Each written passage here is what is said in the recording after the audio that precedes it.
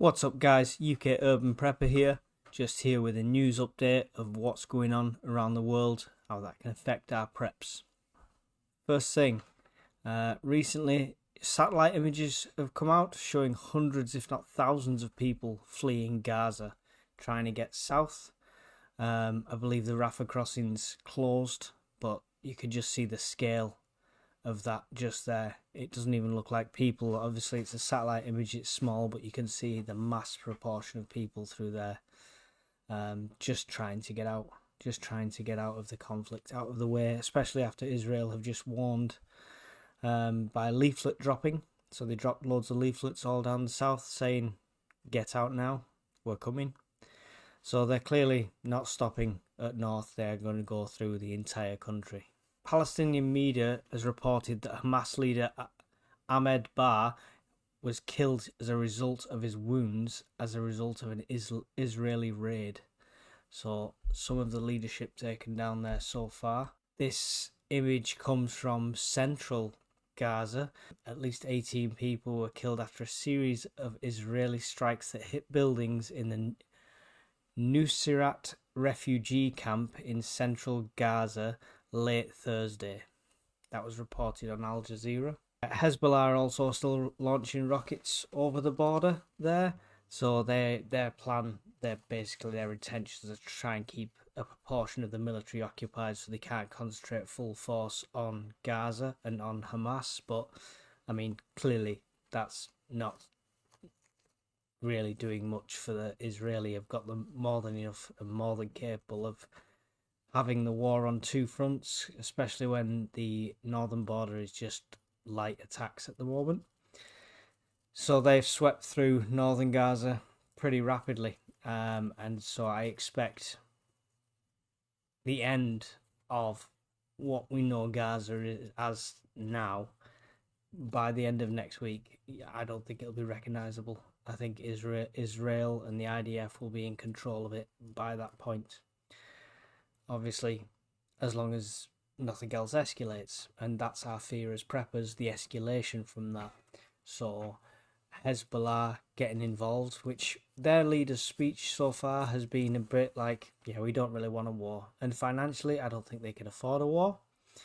But if they feel their hand is forced and they enter into a full-scale war, or Israel go north after this and attack them, then that's when we start to look at major escalation, because that's when Iran might start to get involved, because Hezbollah is a big arm of Iran's hold in that region.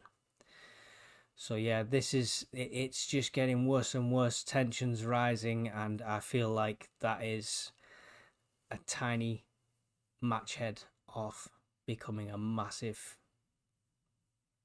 regional conflict in the area, if not global conflict, because if Iran get involved, and then USA, because the USA have already passed a bill, I believe, in Congress saying that they won't allow Iran to have nuclear weapons.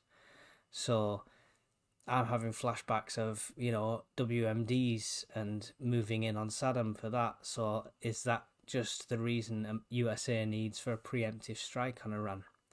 And then where does Russia fall in with this? Scary times.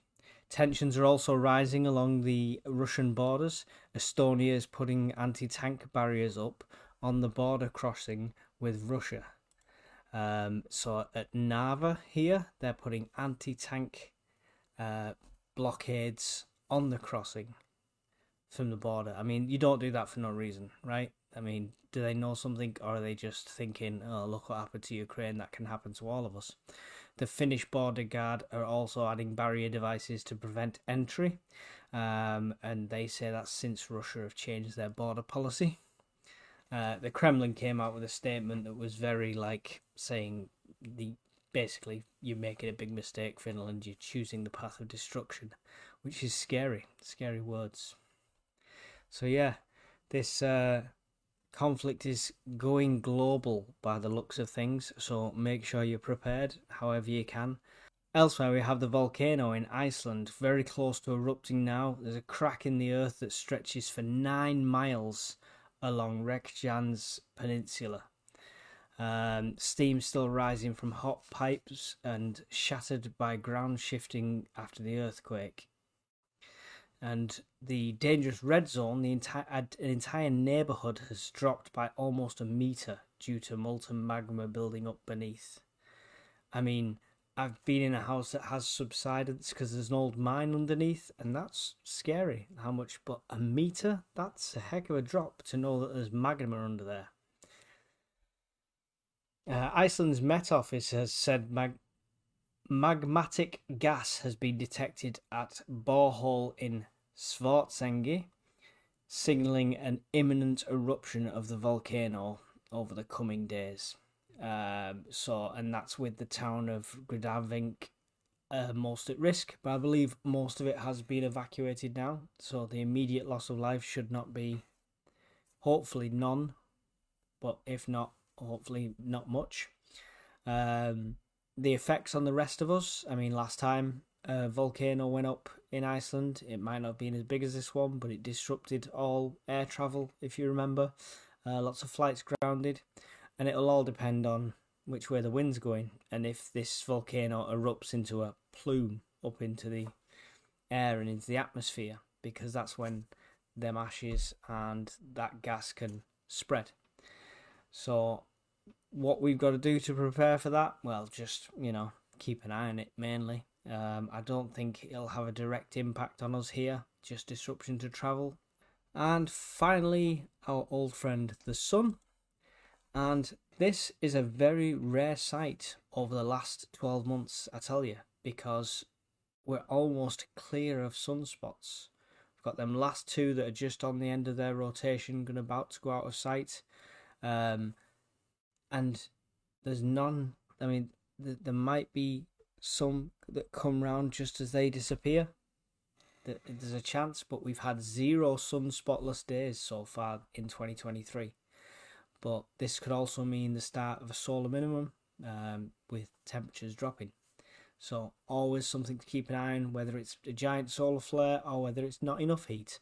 The sun has a massive impact on how we prep and how we live. Okay guys, that was it. Just a quick news update, just the basic headlines, that things I've been keeping an eye on, how that has affected my prepping. I'm obviously prepping more for bug out if needs be, and for sort of fallout survival, not a direct nuclear blast or anything like that, but nuclear fallout if it does escalate to that, and surviving that. There's loads of guides online, government and non-government guides, basically saying to stay in the centre of your house, ideally somewhere with no windows. Make sure you've got a food supply. They say at least 2 weeks food and water. I'd say a month just to be safe. And the anti-radiation tablets, anything like that, they are dirt cheap. It's not worth not having them just sat in a tub under a sink. So yeah, make sure you're prepared, make sure you're ready. This does feel like one of the biggest escalating conflicts that we've seen in my lifetime anyway, since World War II. There's never been as much military mobilisation as there is for this one. So keep your eyes peeled, stay safe, and I'll see you all in the next one.